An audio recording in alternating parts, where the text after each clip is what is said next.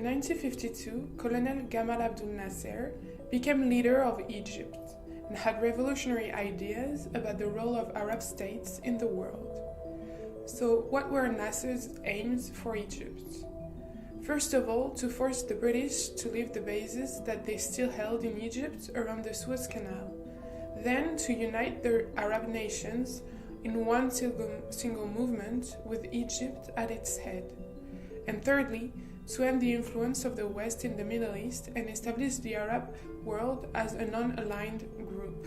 In 1955, France supplied Israel with Mystère 4S, the best jet fighter aircraft in Europe. During the same year, Britain removed all its military bases from Egypt.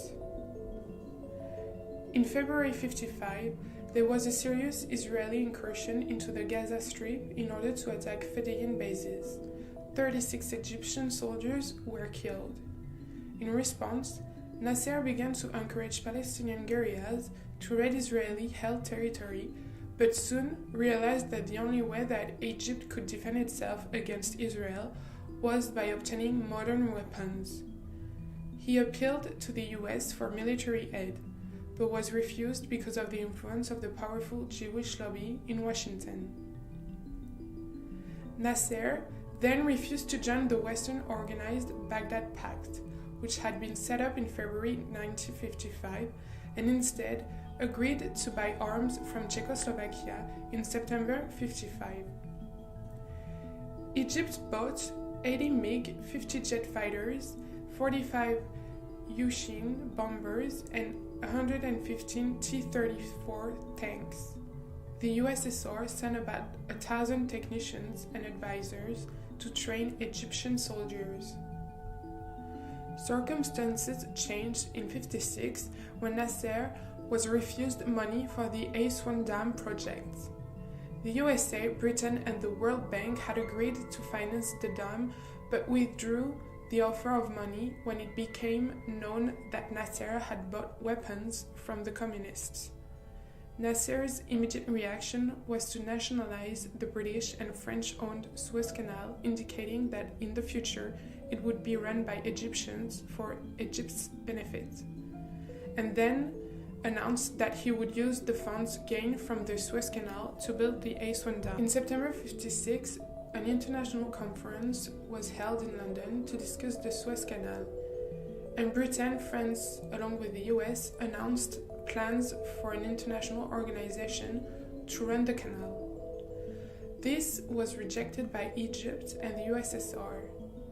The following month, the USSR vetoed a compromise plan at the United Nations Summit. The British government regarded Nasser's action as a direct threat to the Commonwealth, which it believed depended upon the canal for trade links. Britain still had parts of its empire in the Far East and had oil interests in the Persian Gulf. Equally important, Britain was also dependent upon Middle Eastern oil, and Suez Canal was the main route for oil to reach Britain. British Prime Minister Anthony Eden hated Nasser and saw him as a fascist. The British and French governments believed that Nasser was unpopular in Egypt and that an attack would lead to a popular uprising by the Egyptian people.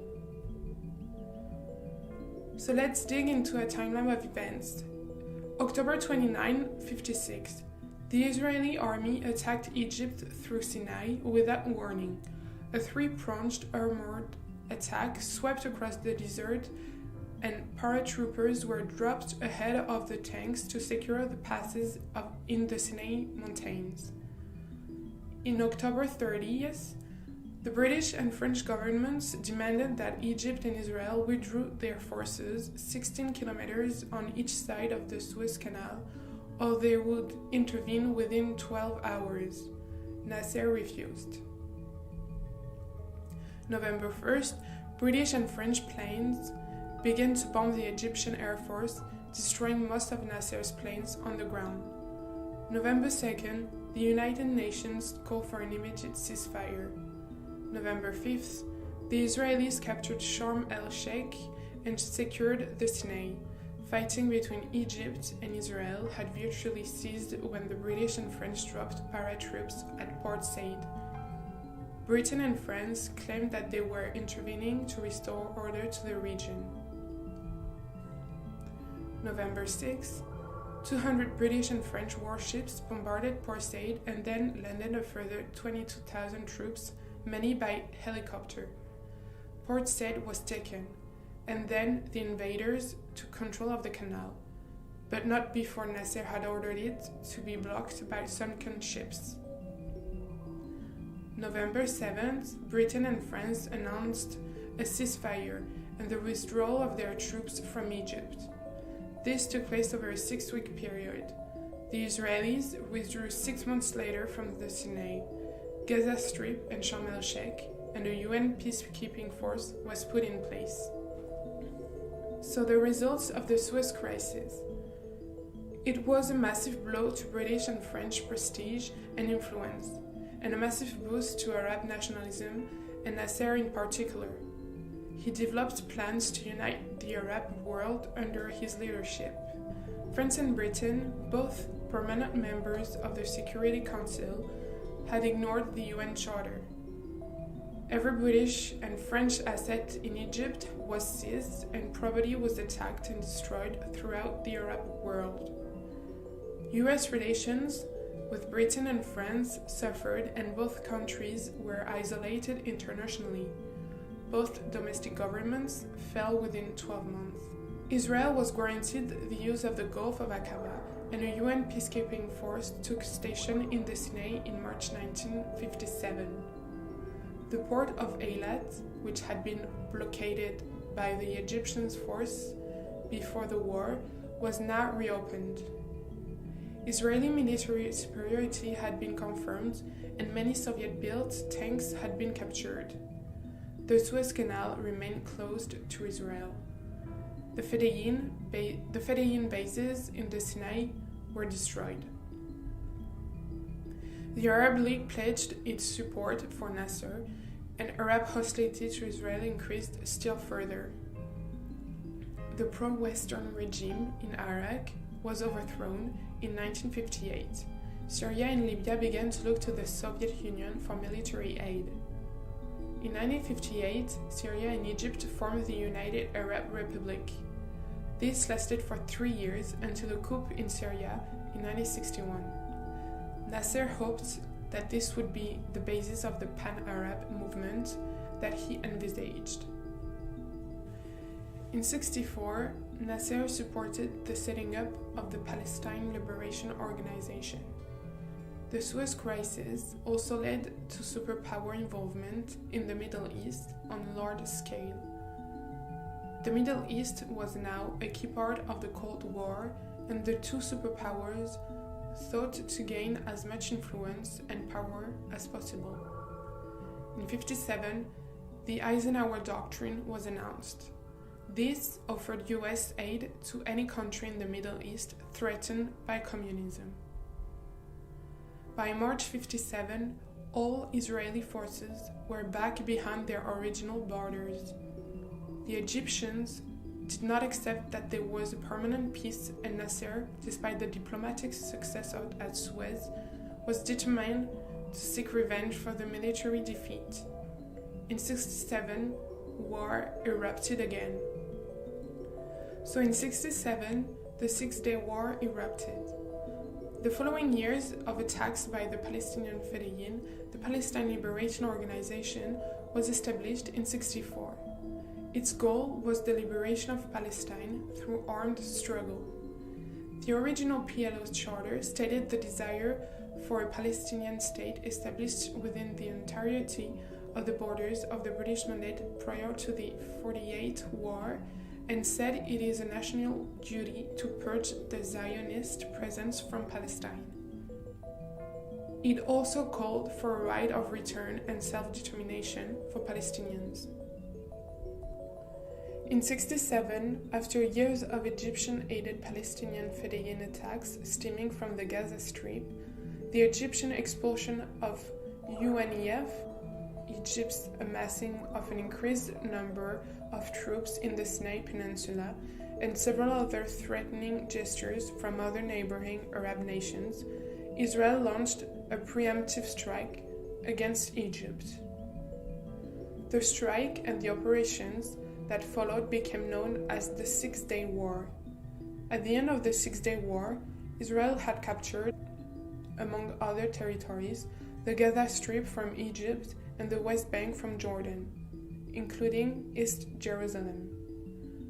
Shortly after, Israel seized control over Jerusalem. Israel asserted sovereignty over the entire city of Jerusalem, and the Palestinian residents of East Jerusalem were given a permanent resident status in Israel.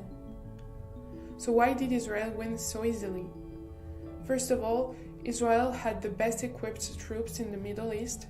Their arms technique was vastly superior. Then, after 1956, Israel's armed forces had been reshaped, and speed, mobility and hitting power were the key elements to the army and air force. By mobilizing its reserves, Israel could put 300,000 trained and experienced soldiers into the field. The total troop strength of Egypt, Syria, and Jordan was 180,000, though there were forces from other Arab nations. The destruction of the Egyptian Air Force was crucial in securing control of the land. So the impact of the war on Israel. It now had fixed boundaries that could be defended: the Suez Canal, the River Jordan, and the Golan Heights. Israelis believed that they could force their Arab neighbors to make peace in exchange for territory. It also now had large numbers of refugees within its own borders, and they were crammed into squalid refugee camps. The international image of Israel began to decline for the first time. The acquisition of the three areas meant that Israel now had 1 million Arabs to govern. The war convinced some Arab states that it was impossible to defeat Israel militarily, and they began to look for a negotiated peace. However, some of the Arab states met in Khartoum in August 1967, and they decided that there would be no peace, no recognition, and no negotiation with Israel, and insistence on the rights of the Palestinian people in their own country.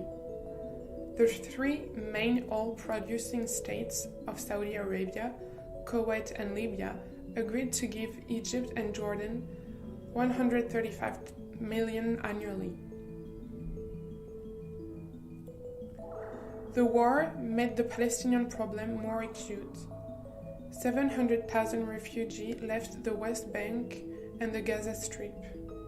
After the war, the Egyptians and Syrians forced the Palestinian Liberation Organization out.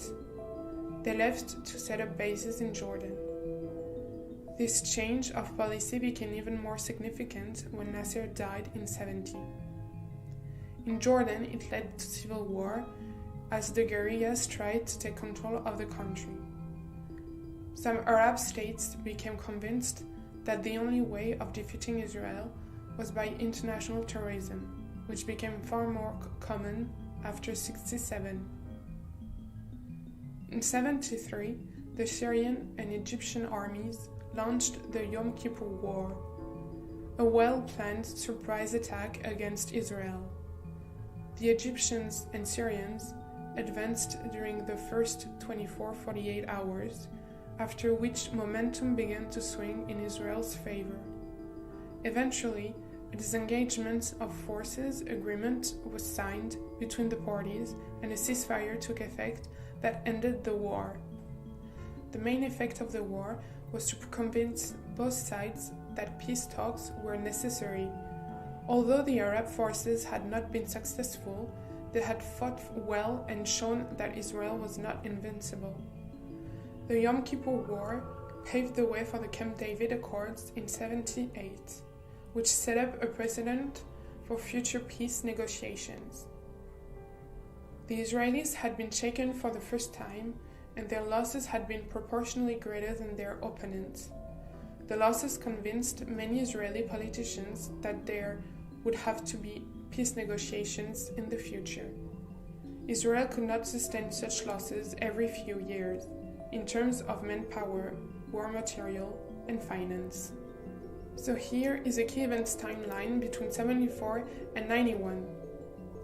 So in May 1574, the Democratic Front for the Liberation of Palestine attacked a van killing 2 Israeli Arab women, entered an apartment and killed the family, and took over a local school and held 115 students and teachers hostage. 25 Israelis were killed at the school, including 22 children, and 68 were wounded. On October 14th, the PLO was recognized by the UN General Assembly as the representative of the Palestinian people and was granted the right to participate in the deliberation on Palestine. Between October 26th and 29th, the Arab League recognized the PLO as sole representative of the Palestinians. November 13th, Yasser Arafat addressed the United Nations General Assembly, and on the 22nd, the United Nations General Assembly adopted Resolution 3236, which recognizes Palestinians' right to self-determination, officiates the UN's contact with the Palestine Liberation Organization, and added the question of Palestine to the UN agenda, on top of promoting the PLO non-observer status at UN assemblies, allowing them to participate in all assembly sessions. In January 4th, 1978, Said Amami, PLO representative in London and well-known Dove, was killed by an Abu Nidal gunman. On March 11th, Fatah Palestinians killed an American photographer, hijacked a load bus, and killed 38 more Israelis, including 13 children, and wounded 76 people. On March 14th, Operation Litany. So Israel, in alliance with the mostly Christian South Lebanon army, launched a limited-scope invasion of Lebanon and attempted to push Palestinian militant groups away from the Israel border.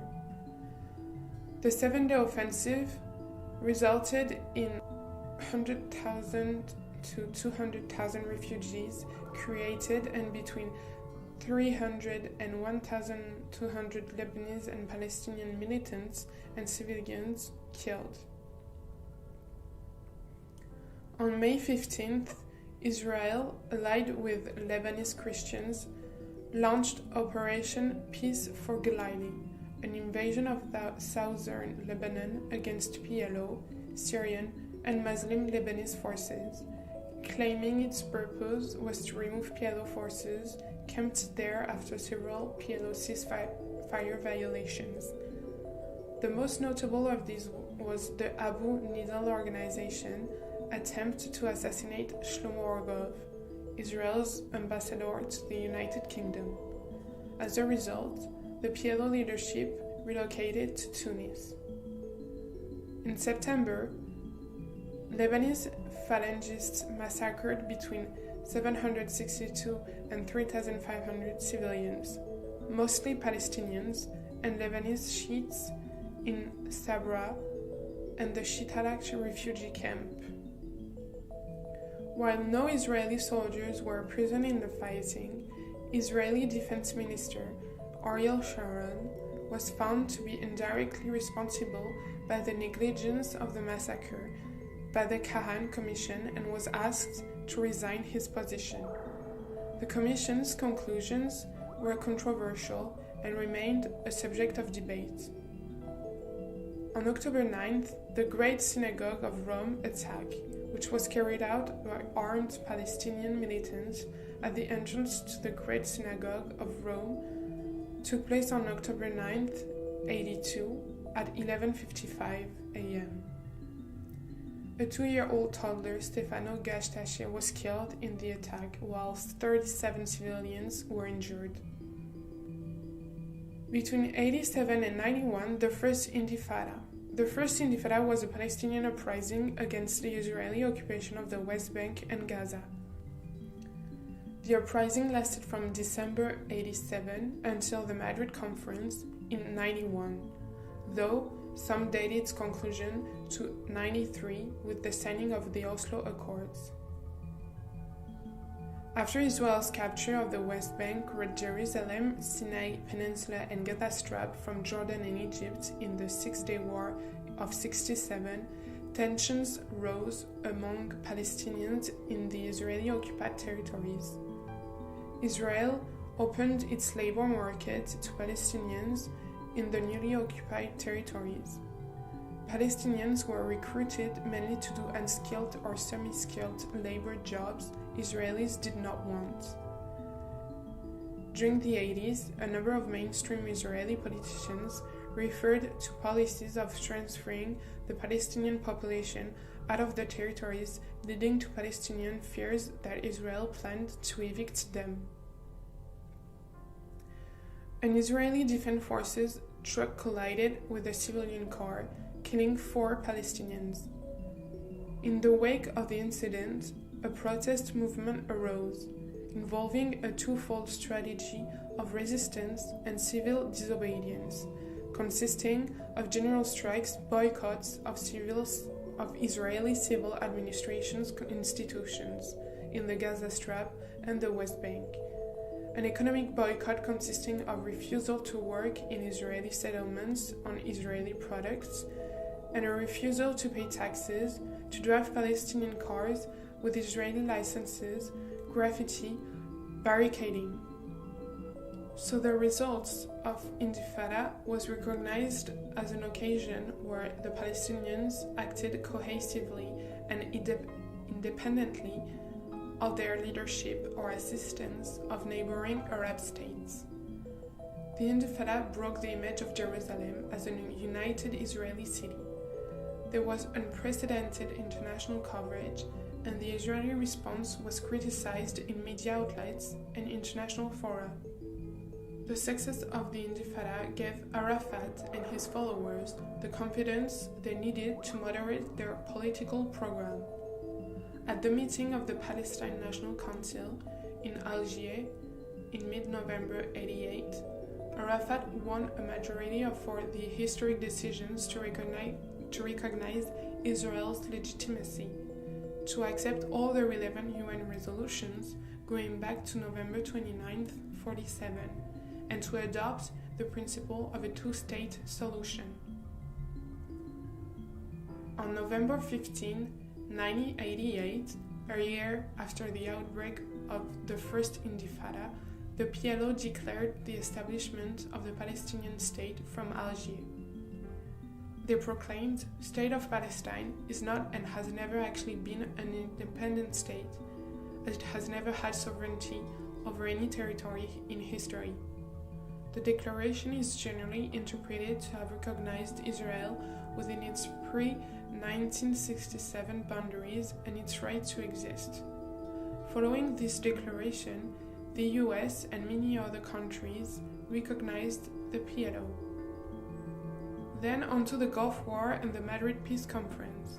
So during the Oslo peace process throughout the 90s, as both sides obligated to work towards a two-state solution, Israel and the Palestine Liberation Organization negotiated unsuccessfully and tried to reach to a mutual agreement.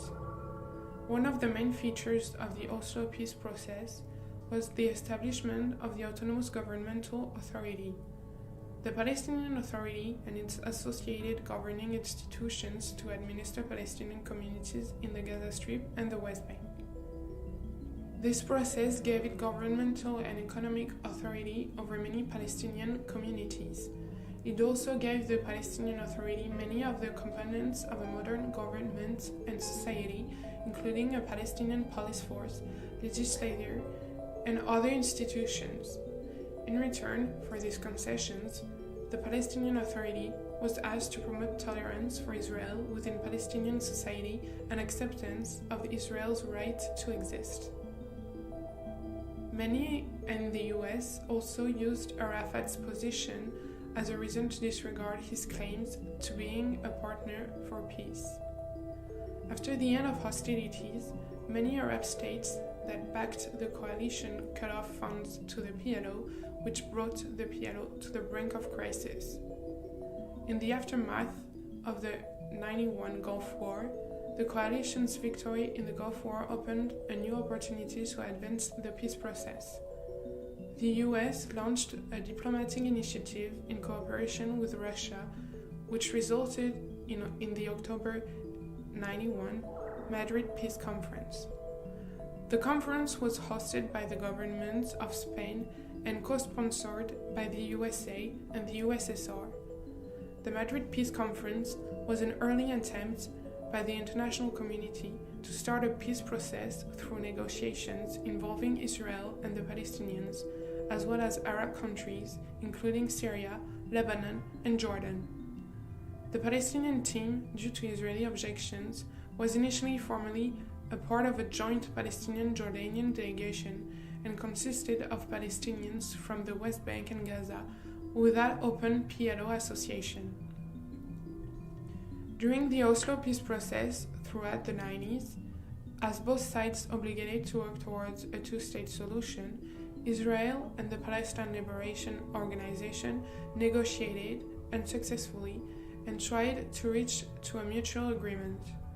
One of the main features of the Oslo peace process was the establishment of the Autonomous Governmental Authority, the Palestinian Authority and its associated governing institutions to administer Palestinians' communities in the Gaza Strip and the West Bank. The Palestinian Authority was given authority from Israel over various regions of the West Bank and Gaza Strip. This process gave it governmental and economic authority over many Palestinian communities. It also gave the Palestinian Authority many of the components of a modern government and society, including a Palestinian police force, legislature, and other institutions. In return for these concessions, the Palestinian Authority was asked to promote tolerance for Israel within Palestinian society and acceptance of Israel's right to exist. On September 28, 1995, Prime Minister Yitzhak Rabin, a PLO chairman, Yasser Arafat, signed the Israeli-Palestinian Interim Agreement on the West Bank and the Gaza Strip in Washington. The agreement marked the conclusion of the first stage of negotiations between Israel and the PLO. The agreement allowed the PLO leadership to relocate to the occupied territories and granted autonomy to the Palestinians, with talks to follow regarding final status. In return, the Palestinians recognized Israel's rights to exist and promised to abstain from use of terror. However, the agreement was opposed by the Hamas and other Palestinian factions, whom at this point were already committing suicide bomber attacks throughout Israel. Tensions in Israel arising from the continuation of terrorism and anger at loss of territory led to the assassination of Prime Minister Rabin by a right-wing Jewish radical on November 4, 1995. Upon Rabin's assassination, the Israeli Prime Minister's post was filled by Shimon Peres. Peres continued Rabin's policies in supporting the peace process. So between the year 1996 and 2000, we can observe a return to violence. In 1996, increasing Israeli doubts about the peace process led to Benjamin Netanyahu of the Likud party winning the election, mainly due to his promise to use a more rigid line in the negotiations with the Palestinian Authority. Netanyahu raised many questions about many central premises of the Oslo process. One of his main points was disagreement with the Oslo premise that the negotiations should proceed in stages, meaning that the concessions should be made to Palestinians before any resolution was reached on major issues such as the status of Jerusalem and the amending of the Palestinian National Charter. Also, supporters had claimed that the multi-stage approach would build goodwill among Palestinians and would propel them to seek reconciliation when these major issues were raised in later stages. Netanyahu said that these concessions only gave encouragement to extremist elements without receiving any tangible gestures in return. He called for tangible gestures of Palestinian goodwill in return for Israeli concessions. In January 1997, Netanyahu signed the Hebron Protocol with the Palestinian Authority, resulting in the redeployment of Israeli forces in Hebron and the turnover of civilian authority in much of the area to the Palestinian Authority. In January 1997, Netanyahu signed the Hebron Protocol with the Palestinian Authority, resulting in the redeployment of Israel forces in Hebron and the turnover of civilian authority in much of the area to Palestinian Authority. The operation failed and the secret agents were captured. In return, for their release, Israel sent over the medicine which saved his life and freed 1,000 of Palestinian prisoners, including Sheikh Ahmad Yassin. This release and the increase of the security forces of the Palestinian Authority led to a ceasefire and the suicide attacks until the outbreak of the Second Intifada. In 1999, Ehud Barak was elected Prime Minister. Barak continued Rabin's policies in supporting the peace process. In 2000, 18 years after Israel occupied southern Lebanon in the 1982 Lebanon War, the occupation ended as Israel unilaterally withdrew its remaining forces from the security zone in southern Lebanon. As the violence increased with the little hope for diplomacy, in July 2000, the Camp David Summit was held, which was aimed at reaching a final status agreement. The summit collapsed after Yasser Arafat would not accept a proposal drafted by American and Israeli negotiators. Barak was prepared to offer the entire Gaza Strip a Palestinian capital in a part of East Jerusalem, 73% of the West Bank, excluding Eastern Jerusalem, rising to 90 to 94% after 10 to 25 years, and financial reparation for Palestinian refugees for peace. Arafat turned down the offer without making a counteroffer. So between the year 2000 and 2005, the Second Intifada happened. On September 13, 2000, Yasser Arafat and the Palestinian Legislative Council postponed the planned unilateral declaration of an independent Palestinian state. On September 28, Israeli opposition leader Ariel Sharon and a Likud party delegation surrounded by hundreds of Israeli riot police visited the Temple Mount. Al-Aqsa Mosque is a part of the compound and is widely considered the third holiest site in Islam. Sharon's visit angered many Palestinians and provoked angry demonstrations and violence towards authority. On September 29th, the day after Sharon's visit, following Friday prayers, large riots broke out around the old city of Jerusalem. After Palestinians on the Temple Mount threw rocks over the Western Wall at Jewish worshippers, Israeli police fired back. The switch to leave ammunition occurred when the chief of Jerusalem's police force was knocked unconscious by a rock. The police then killed 4 Palestinian youth. The October 2000 events refers to several days of disturbances and clashes within Israel, mostly between Arab citizens and the Israeli police, as well as large-scale rioting by both Arabs and Jews. 12 Arab citizens of Israel and a Palestinian from the Gaza Strip were killed by Israeli police, while an Israeli Jew was killed when his car was hit by a rock on the Tel Aviv-Haifa freeway. During the first month of the Intifada, 141 Palestinians were killed and 5,984 were wounded, while 12 Israelis were killed and 65 wounded. A general strike and demonstrations across northern Israel began on October 1st and continued for several days. In some cases, the demonstrations escalated into clashes, with the Israeli police involving rock throwing, firebombing, and live fire. Policemen used tear gas and opened fire with rubber-coated bullets, and later, live ammunition in some instances, many times in contravention of police protocol governing riot dispersion.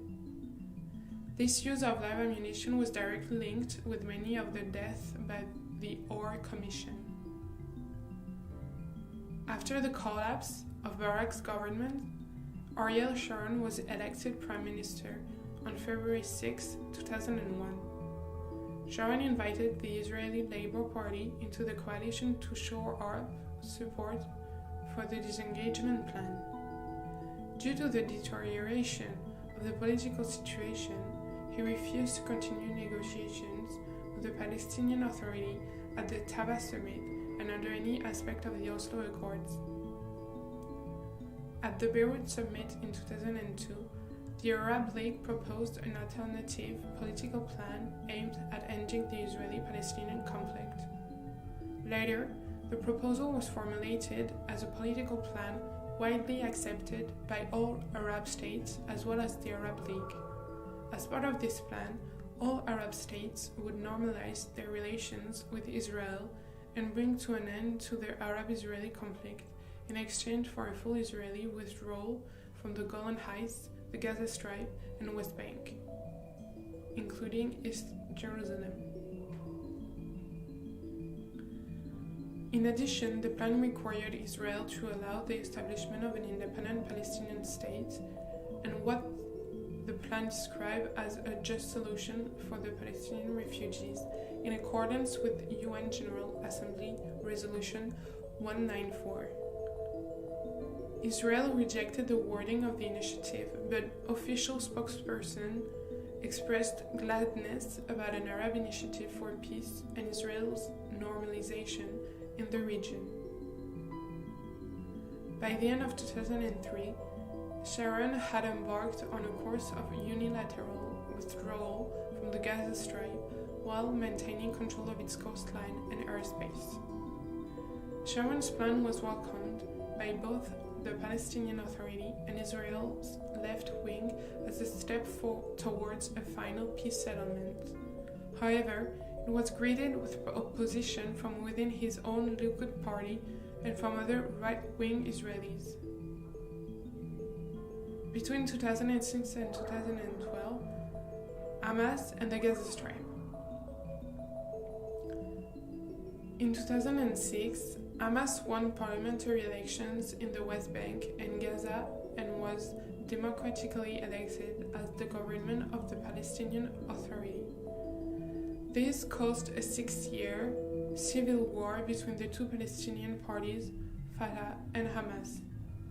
As a result of the unrest and deposition of the Fatah party, Israel and Egypt reinforced a land and naval blockade of the Gaza Strip. In 2007, trilateral Israeli-Palestinian-American summit with U.S. Secretary of State Condoleezza Rice, Prime Minister Ehud Olmert, and President Abbas ended with no significant progress. The summit was attended by numerous Arab countries. In 2009, ceasefire was officially declared between Israel and the Hamas administration in Gaza, although skirmishes occur frequently. In 2011, a deal was reached between Israel and Hamas, by which the captured Israeli soldier Gilad Shalit would be released in exchange for 1,027 Palestinian and Arab-Israeli prisoners, 280 of whom had been sentenced to life in prison for planning and perpetrating various terror attacks against Israeli targets. The military Hamas leader, Ahmed Jabari, was quoted later as confirming that the prisoners released as part of the deal were collectively responsible for the killing of 569 Israeli civilians. In 2012, the Palestinian Authority applied for admission as a United Nations non-member state, which requires only a vote by the United Nations General Assembly. Hamas also backed the motion. The draft resolution was passed on November 29, 2012, by a vote of 138 to 9 with 41 abstentions. Regardless of the UN recognition as of this writing, no Palestinian state exists, except on a symbolic level. Israel indicated that an actual real-world Palestinian state can only come into existence if Palestinians succeed in negotiating peace with Israel. So now, on to 2013 to nowadays. In August 2015, Palestine's representatives at the UN presented a draft resolution that would allow the non-member observer states Palestine and the Holy See to raise their flags at the United Nations headquarters. Initially, the Palestinians represented their initiatives as a joint effort with the Holy See, which the Holy See denied. In a letter to the Secretary General of the President of the General Assembly, Israel's ambassador at the UN-run Prosor called the step another cynical misuse of the UN in order to score political points. US Ambassador Samantha Power said that raising the Palestinian flag will not bring Israelis and Palestinians any closer together. US Department of the State spokesman Mark Toner called it a counterproductive attempt to pursue statehood claims outside of a negotiated settlement. As of August 3, 2018, 137 of the 183 member states of the United Nations have recognized the State of Palestine. Many of the countries that do not recognize the State of Palestine nevertheless recognize the PLO as the representative of the Palestinian people. The PLO's executive committee is empowered by the PNC to perform the functions of government of the State of Palestine. So that's all. If you found this video useful, give it a